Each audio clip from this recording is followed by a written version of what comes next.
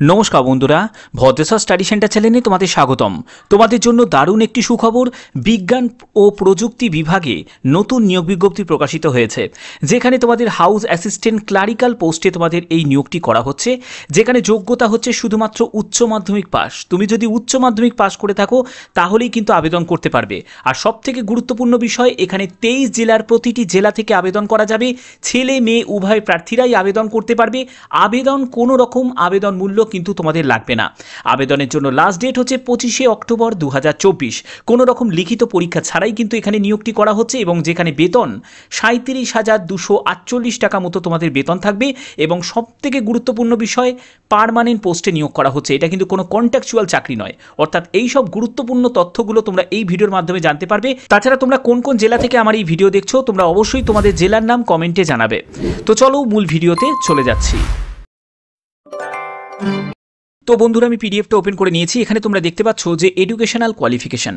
এখানে education qualification হচ্ছে উচ্চ মাধ্যমিক পাস। তুমি যদি যে কোনো শাখায় উচ্চ মাধ্যমিক পাস করে থাকো, মানে আর্টস থেকে হোক, সায়েন্স থেকে হোক বা কমার্স থেকে হোক, যে কোনো শাখায় তুমি যদি উচ্চ মাধ্যমিক পাস করে থাকো তাহলেই কিন্তু আবেদন করতে পারবে। এখানে পরবর্তী যেটি বলা হচ্ছে নলেজ অফ কম্পিউটার। এখানে নলেজ অফ কম্পিউটারের ক্ষেত্রে তোমাদের অবশ্যই কিন্তু কম্পিউটারেই তোমাদের বেসিক নলেজ থাকতে হবে। এই বেসিক নলেজের অর্থাৎ হচ্ছে যে কম্পিউটারে হয়তো তোমাকে টাইপিংয়ের যোগ্যতা তোমার থাকতে হবে, ওয়ার্ড, এক্সেল, পাওয়ার পয়েন্ট, এইসব ব্যাপারে যে তোমাদের বেসিক যে যোগ্যতা সেটা কিন্তু অবশ্যই তোমাদের এখানে প্রয়োজন। এবং পরবর্তী যেটি বলা হচ্ছে সেটা হচ্ছে ডিজারেবল, মানে অগ্রাধিকার দেওয়া হবে। যেটা হচ্ছে তোমাদের ম্যান্ডেটারি নয়। যদি তোমাদের গ্র্যাজুয়েশন যোগ্যতা থাকে তাহলে তোমরা অগ্রাধিকার পেয়ে যাবে, মানে আগে সুযোগ তোমরা পাবে। আর যদি তুমি গ্র্যাজুয়েট না হয়ে থাকো, তুমি যদি শুধুমাত্র উচ্চ মাধ্যমিক পাস করে থাকো, তাহলেও কিন্তু তুমি এখানে আবেদন করতে পারবে। বেতনের ব্যাপারটা কিন্তু এখানে উল্লেখ করা আছে। তোমরা কিন্তু সপ্তম পে কমিশন হারে দেখতেই পাচ্ছ, লেভেল 2 অনুযায়ী পে ম্যাট্রিক্স 19,900 টাকা থেকে 63,200 রেগুলার বেসিসে। অর্থাৎ এখানে কিন্তু কোনো কন্ট্রাকচুয়াল চাকরি নয়, এটা কিন্তু সম্পূর্ণ পার্মানেন্ট পোস্টে নিয়োগ করা হচ্ছে। তো এখানে তোমরা বেতন যেটা পাবে সেটা হচ্ছে অ্যাপ্রক্সিমেটলি 37,248 টাকা প্রতি মাসে তোমরা এখানে বেতন পাবে। ওকে, এবার দেখো যে তোমাদের কোথায় এই নিয়োগটি করা হচ্ছে। এই যে নিয়োগটি করা হচ্ছে সেটা হচ্ছে তোমাদের registrar SN Bose national centre for basic science, block JD, sector 3, Salt Lake, Kolkata 7,01,006। এই যে ঠিকানায় তোমাদের পাঠাতে হবে অ্যাপ্লিকেশন ফর্মটা। 25শে অক্টোবর 2024 হচ্ছে তোমাদের লাস্ট ডেট। তোমরা বাই পোস্টে কিন্তু পাঠাবে। তোমরা চাইলে তোমরা কিন্তু নিজে গিয়েও কিন্তু ওখানে জমা দিতে পারো, অথবা তোমরা বাই পোস্টেও কিন্তু পাঠাতে পারো।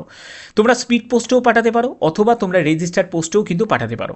একটা কথা মনে রাখবে, আমি ফর্ম ফিল আপ দেখাবো, কিন্তু ফর্ম ফিল আপ করার আগে অবশ্যই তোমাদের কিন্তু সম্পূর্ণ যে ডেটাগুলোকে সঠিকভাবে কিন্তু এখানে ইনপুট করতে হবে। ইনকমপ্লিট ইনফরমেশন থাকলে তাহলে কিন্তু অ্যাপ্লিকেশন ফর্ম কিন্তু রিজেক্ট হয়ে যাবে। কারণ প্রথমে তোমাদের এই অ্যাপ্লিকেশন কিন্তু স্ক্রুটিনি করা হবে। মাথায় রাখবে, স্ক্রুটিনি কিন্তু তোমাদের করা হবে। এই স্ক্রুটিনি কিন্তু তোমাদের খুব ইম্পর্টেন্ট একটা ফ্যাক্টর, ঠিক আছে? অনেকেই কিন্তু এর জন্য ফর্ম কিন্তু রিজেক্ট হয়ে যায়। আরেকটা তোমাদের কথা উল্লেখ করে দিই, এখানে কিন্তু 23 জেলার প্রতিটি জেলা থেকে কিন্তু আবেদন করা যাবে। যে কোনো জেলা থেকে তোমরা কিন্তু এখানে আবেদন করতে পারবে। আর অবশ্যই তোমরা কিন্তু তোমাদের জেলার নাম কিন্তু কমেন্টে অবশ্যই তোমরা কিন্তু উল্লেখ করবে, কারণ তোমাদের জেলাতে যখনই যে বিজ্ঞপ্তি প্রকাশিত হবে না কেন, অবশ্যই তোমাদের কাছে সেই ইনফরমেশন পৌঁছে যাবে। দেখো যে তোমাদের এখানে এজ লিমিটের কথাও কিন্তু উল্লেখ করা আছে, যে এজ লিমিট হচ্ছে 18 থেকে 25 বছরের মধ্যে তোমার বয়স হতে হবে। ন্যূনতম বয়স হচ্ছে 18 বছর, ম্যাক্সিমাম বয়স হচ্ছে 25 বছর। কিন্তু তুমি যদি একজন SC/ST ক্যান্ডিডেট হয়ে থাকো তাহলে অবশ্যই তোমার বয়স হয়ে যাবে 18 থেকে 30 বছর, এবং তুমি যদি একজন OBC ক্যান্ডিডেট হয়ে থাকো তাহলে তোমার বয়স হয়ে যাবে 18 থেকে 28 বছরের মধ্যে যদি হয়ে থাকে, তাহলে অবশ্যই এখানে আবেদন করতে পারবে। এখানে কিন্তু ক্লোজিং ডেট অনুযায়ী তোমাদের এজ ক্যালকুলেট করতে হবে, অর্থাৎ 25শে অক্টোবর 2024 হিসাবে তোমাদের এজ ক্যালকুলেট করতে হবে। যারা PWBD যারা ক্যান্ডিডেট আছো তারাও কিন্তু গভর্নমেন্ট রুলস অনুযায়ী কিন্তু এখানে আবেদন করতে পারো, তোমরাও কিন্তু এজ রিল্যাক্সেশন পেয়ে যাবে। যারা শর্টলিস্টেড ক্যান্ডিডেট হবে তাদের কিন্তু এসেন্সিয়াল কোয়ালিফিকেশন এবং এক্সপিরিয়েন্স কিন্তু ইন্ডিকেট করা হবে, যে সেই মাধ্যমে কিন্তু তোমাদের একটা শর্টলিস্টেড হবে। এই শর্টলিস্টেড ক্যান্ডিডেটকে স্কিল কাম অ্যাপটিটিউড টেস্টে কিন্তু উপস্থিত হতে হবে, যেখানে কম্পিউটারে তোমাদের বেসিক কিছু নলেজ তোমাদের চেক করা হবে। ওকে, আচ্ছা, এখানে আমি দেখে নিই যে এখানে তোমাদের এক্সপিরিয়েন্স যেটা বলা হচ্ছে। তো দেখো, এখানে এক্সপিরিয়েন্স বলতে যেটা বলা হচ্ছে সেটা হচ্ছে able to the deal all type of the general clerical works. অর্থাৎ যদি তুমি ক্লারিক্যাল ওয়ার্কসের যদি তোমার একটা যদি অভিজ্ঞতা থাকে তাহলে অবশ্যই কিন্তু তোমরা এখানে কাজ কিন্তু করতে পারবে। এবং এখানে কিন্তু দেখো তোমাদের কিন্তু কত বছরের যে অভিজ্ঞতা সেটা কিন্তু কোনো রকমভাবে মেনশন করা নেই। অর্থাৎ তুমি যদি যে কোনো, সেটা মানে কী বলবো, গভর্নমেন্ট অর্গানাইজেশন হতে পারে বা নন গভর্নমেন্ট অর্গানাইজেশন হতে পারে, যে কোনো প্রতিষ্ঠানে যদি তুমি যদি এরকম যদি কোনো কাজ করে থাকো, যে ক্লারিক্যাল, তোমাদের যদি অফিস ম্যানেজমেন্ট, তোমাদের যদি রেফারেন্স ওয়ার্ক, ফাইলিং, এইসব টাইপের যদি তোমার যদি কাজের যদি অভিজ্ঞতা থাকে, অবশ্যই কিন্তু তোমরা আবেদন করতে পারবে। ঠিক আছে, এবং তোমাদের এখানে কিভাবে তোমরা ফর্মটা ফিল আপ করবে, তার জন্য আমি ফর্ম ফিল আপের জায়গায় আমি চলে যাচ্ছি। তা এবার দেখো যে তোমরা ফর্মটা কীভাবে ফিল আপ করবে। এখানে ফর্ম ফিল আপটা কিন্তু খুব ইম্পর্টেন্ট একটা ফ্যাক্টর, কারণ ফর্ম ফিল আপে কোনো গণ্ডগোল হয়ে গেলে কিন্তু ফর্ম কিন্তু রিজেক্ট হয়ে যাবে। যেহেতু তোমাদের এখানে কোনো রকম আবেদন মূল্য লাগছে না এবং অফলাইনে ফর্ম ফিল আপ, তো সেক্ষেত্রে খুব সিনসিয়ারলিভাবে ফর্মটা কিন্তু ফিল আপ করতে হবে। এবার দেখো ফর্ম ফিল আপের জন্য এখানে যেটা দেওয়া আছে, যে format for application for the post of guest house assistant, এটা কিন্তু অবশ্যই তোমাদের খামের ওপরে কিন্তু লিখতে হবে। এবং তুমি যে পোস্টে আবেদন করছো সেই অ্যাপ্লাইড পোস্টের নাম, অর্থাৎ গেস্ট হাউস অ্যাসিস্ট্যান্ট, এই পোস্টটা কিন্তু নামটা উল্লেখ করবে। এখানে নেম অফ দ্য অ্যাপ্লিকেন্ট, তোমার নাম ক্যাপিটালে লিখবে, এখানে একটি পাসপোর্ট সাইজের ছবি লাগিয়ে তোমার সই এখানে করে দেবে। এরপরে হচ্ছে কমিউনিকেশন অ্যাড্রেস, তোমার অ্যাড্রেস আপ টু তোমাকে ফোন নাম্বার, মেল আইডি অবশ্যই উল্লেখ করতে হবে এবং পার্মানেন্ট অ্যাড্রেসটাও কিন্তু এখানে দিতে হবে। যদি সেম অ্যাড্রেস যদি হয়ে থাকে তাহলে তুমি এখানে রিপিটভাবে তোমাদের কোনো লেখার প্রয়োজন নেই, ডু বলে লিখে দেবে। এরপরে হচ্ছে ডেট অফ বার্থ অবশ্যই মেনশন করবে, প্রেজেন্ট পোস্ট মেনশন করবে, এডুকেশন কোয়ালিফিকেশান, তুমি চাইলে তুমি উচ্চ মাধ্যমিক পাস যোগ্যতা দিয়েও কিন্তু ছেড়ে দিতে পারো, তুমি চাইলে তোমার হায়ার কোয়ালিফিকেশান থাকলে সেটাও মেনশন করতে পারো। প্রফেশনাল কোয়ালিফিকেশান বা কোর্স বা ট্রেনিং যদি তোমার কোনো থাকে, কম্পিউটারে কোনো বেসিক থেকে বা অ্যাডভান্স কোনো যদি তোমার যদি নলেজ থাকে, তাহলে সেটা কিন্তু এখানে ডিটেলসটা কিন্তু দিয়ে দেবে। এরপরে হচ্ছে তোমাদের এমপ্লয়মেন্ট ক্রোনোলজিক্যাল যে চ্যাপ্টার জায়গাটা আছে, সেখানে কিন্তু অবশ্যই তোমাদের অর্গানাইজেশন কত ডিউরেশনে তুমি কাজ, সেই ব্যাপারে তোমাদের ডিটেলসটা কিন্তু মেনশন করবে। এর পরবর্তী হচ্ছে তুমি প্রেজেন্ট বা তুমি এখন বর্তমানে তুমি কত টাকা পেতে বা পাও, সেটা কিন্তু তুমি অবশ্যই উল্লেখ করতে পারো। এখানে তোমাদের ডেট অফ অ্যাপয়েন্টমেন্ট সম্পূর্ণ ডিটেলসটা কিন্তু এখানে তুমি দিয়ে দেবে। এবং তুমি নেম অ্যান্ড অ্যাড্রেস, যে প্রেজেন্ট এমপ্লয়ার সেখানের কিন্তু অ্যাড্রেস তোমাদের এখানে মেনশন করতে হবে। এবং weather belong to the SC ST OBC, কোন ক্যাটেগরি থেকে তুমি বিলং করো, অবশ্যই সেই ক্যাটেগরিটা এখানে কিন্তু লিখবে।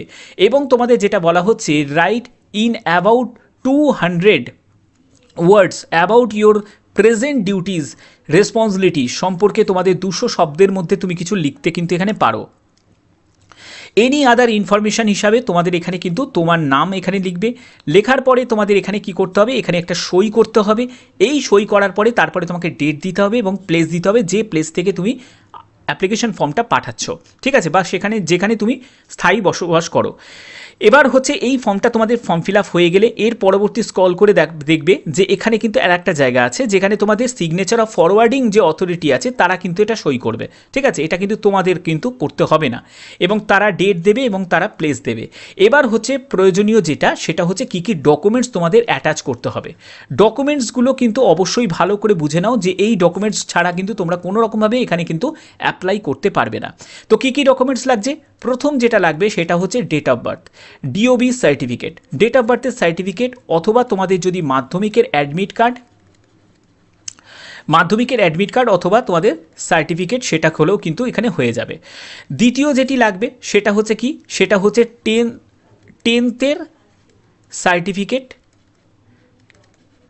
সার্টিফিকেট, আর হচ্ছে 12 সার্টিফিকেট।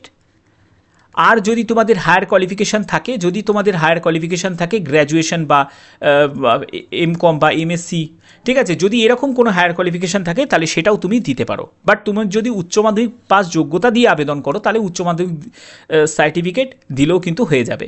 এবার তুমি, আমার মতে যেটা বলে সেটা হচ্ছে উচ্চ মাধ্যমিকের মার্কশিটটাও কিন্তু দিয়ে দেওয়াটা ভালো। মার্কশিট যদিও প্রয়োজন নেই, তবুও মার্কশিটটা দিয়ে দেওয়াটা ভালো, ঠিক আছে, একটা জেরক্স কপি সঙ্গে অ্যাটাচ করে দেওয়াটাই ভালো। 4 নম্বর যেটি লাগবে সেটা হচ্ছে কাস্ট সার্টিফিকেট, অবশ্যই কিন্তু কাস্ট সার্টিফিকেট লাগবে। যেহেতু তুমি কাস্ট সার্টিফিকেট যদি ফেসিলিটি নাও, SC ST OBC যে কাস্ট থেকে বিলং করো না কেন, তোমাকে কিন্তু কাস্ট সার্টিফিকেট সঙ্গে কিন্তু অ্যাটাচ করতে হবে, ঠিক আছে। আর কি কি লাগছে, আর হচ্ছে 5 নম্বর যেটা লাগবে সেটা হচ্ছে আধার কার্ড, যে কোনো একটি গভর্নমেন্ট আইডি প্রুফ কিন্তু তোমাদের প্রয়োজন, যে কোনো একটি গভর্নমেন্ট আইডি প্রুফ। আধার কার্ড যদি না থাকে তাহলে তুমি কিন্তু ভোটার কার্ডও কিন্তু দিতে পারো, অসুবিধা নেই। এগুলো সব কিন্তু তোমাদের সেলফ অ্যাটেস্টেড করতে হবে, সেলফ অ্যাটেস্টেড কিন্তু করতে হবে, এগুলো কিন্তু ম্যান্ডেটারি, এগুলো ছাড়া কিন্তু কোনো রকমভাবে আবেদন কিন্তু করা যাবে না। তো আশা করি এই জায়গাগুলো তোমাদের কাছে ক্লিয়ার। তো এই ভিডিওর মাধ্যমে সম্পূর্ণ ব্যাপারটা তোমাদের কাছে ক্লিয়ার করলাম। আর আরেকটা কথা বলে রাখি, তোমরা অবশ্যই কিন্তু তোমরা কোন জেলা থেকে আমার এই ভিডিও দেখছো তারা অবশ্যই কিন্তু তোমাদের জেলার নাম উল্লেখ করবে, কারণ তোমরা জানো যে কোনো জেলা ভিত্তিক যদি কোনো নিয়োগ বিজ্ঞপ্তি প্রকাশিত হয় সেটা সবার আগে সেই ইনফরমেশন তোমাদের কাছে পৌঁছে যাবে। আর এখানে তোমরা কিন্তু 23 জেলার প্রতিটি জেলা থেকে কিন্তু তোমরা এখানে আবেদন করতে পারবে, কারণ এটা অল ওভার ইন্ডিয়া বেসিস একটা রিক্রুটমেন্ট যেখানে কিন্তু এই নিয়োগটি করা হচ্ছে। এবং এখানে যদি আমি ভ্যাকেন্সির কথা বলি, এখানে কিন্তু শূন্যপদ একটি মতো কিন্তু শূন্যপদ আছে এবং সেটা কিন্তু আনরিজার্ভ ক্যাটাগরির মধ্যে। দেখো তোমরা অনেকেই বলবে যে স্যার এত কম ভ্যাকেন্সি আপনি কি করে অ্যাডটা দিচ্ছেন। দেখো আমার কর্তব্য হচ্ছে তোমাদের কাছে একটা বেরোক বা 1000টা বেরোক সেই ইনফরমেশনটা তোমাদের কাছে পৌঁছে দেওয়া। আবেদন করার দায়িত্ব তোমাদের, আমার জানানোর দায়িত্ব আমার, ঠিক আছে। তো সেটা তোমাদের বিচার করতে হবে, তোমরা সেখানে আবেদন করবে কি করবে না, ঠিক আছে। তো আশা করি তোমাদের এই ভিডিওর মাধ্যমে সম্পূর্ণ গুরুত্বপূর্ণ তথ্যগুলো তোমাদের কাছে ক্লিয়ার করলাম। যদি ভিডিওটা ভালো লাগে, ইনফরমেটিভ লাগে, অতি অবশ্যই ভিডিওটাতে একটি লাইক করবে, চ্যানেলটাকে সাবস্ক্রাইব করে বেল আইকন অল করে রাখবে। তো এখনের মতো এটুকুই, টাটা।